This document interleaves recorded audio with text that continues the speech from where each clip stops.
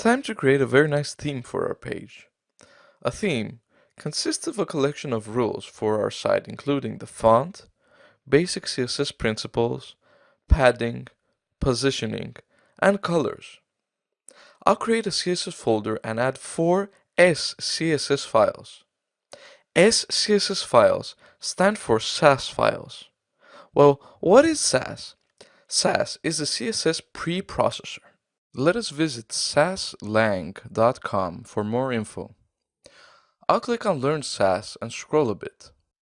With Sass, we can use variables in our SCSS files, which will then compile in CSS, replacing the variables with the corresponding values. We can also nest selectors,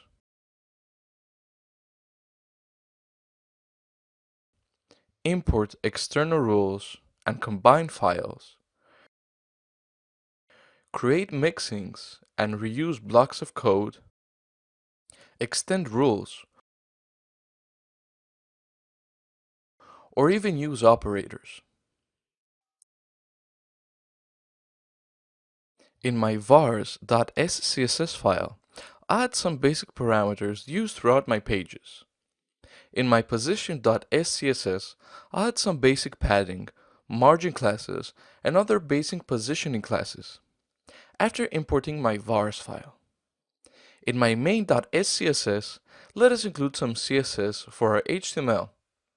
And lastly, in the font.scss, I'll declare some font sizing for my headers.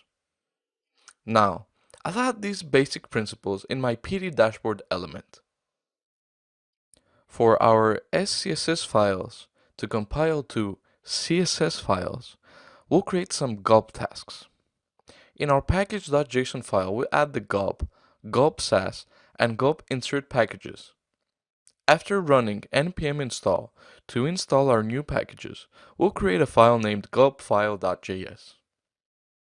In the gulpfile.js, we can include some gulp tasks written in JavaScript.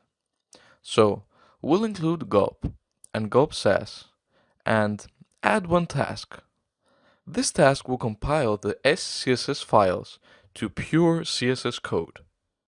We'll open git bash and run gulp to run this task. After refreshing the page, we can see our theme principles in action. Our page, however, still needs some color. Time to create some skins and roles for that.